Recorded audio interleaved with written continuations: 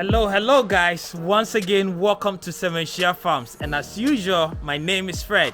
I'm gonna do this quick video and show you guys what we're doing here at the farm.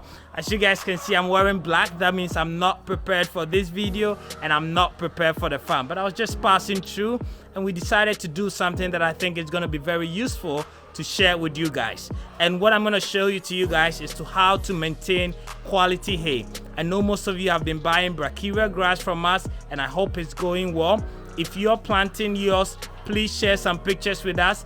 Test us on YouTube, comment below. Let me know how your brachiaria grass is going, because I'm very excited with the number of people that are jumping into the brachiaria grass, and the fact that every livestock farmer is getting it, to me is mission accomplished, and I'm very happy to know that. So let me know how yours is going.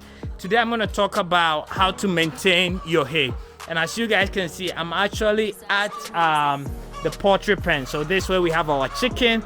We have an uncompleted pen, which is basically here, and what we're doing is that's the same place we are storing our hay. If you have hay like this, first of all, let me give you a bit of education on how we got here. So you have your grass, and basically what you want to do is to cut the grass. Once you cut the grass, you have to leave it out for it to dry for about 3 days. Right, so 3 days, and every morning and evening you want to turn it around.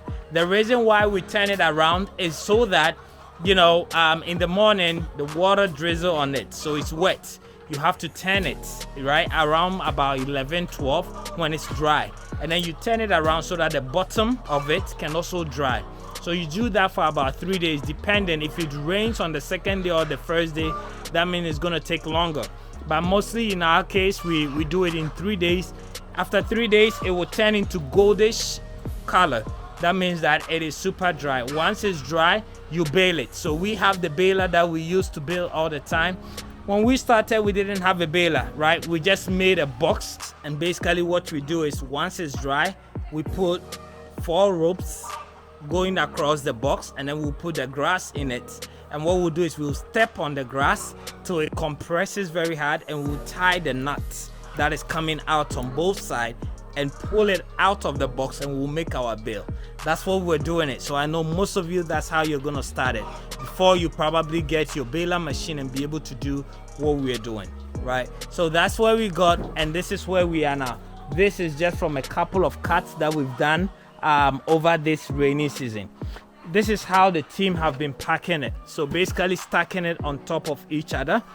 But the reason why we actually moving to packing it more horizontal is for 2 reasons, right? So that I can have all the front of it facing me to be able to test for quality. So if I want to know if my brachiaria grass dried well and if it's safe, I put my fingers in, right? And if I put my fingers in and I feel heat, that means that this wasn't dried enough. That means that it's gonna mold, and you don't want a moldy grass. Once it's moldy, even if you give it to your livestock and they are pregnant, they are going to abort the baby. So you want to have a very cool temperature inside. So the way I test that is, if you have a thermometer, you can always put it in and sort of check.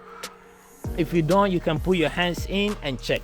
And if it's packed the way that they've packed it, I won't be able to check every single one. But with this, I can just slot in a thermometer and be able to basically check the temperature.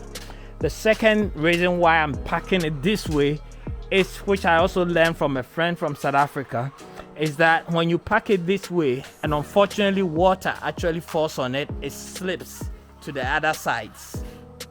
But when you have it standing like what they've done here, and water pours on this side, what happens is it goes directly inside, right? So these are the 2 advantages why you need to pack your bale in this way. And that's what we're basically doing today, sort of rearranging the bales into lying down. So we're going to be changing all this and do it this way.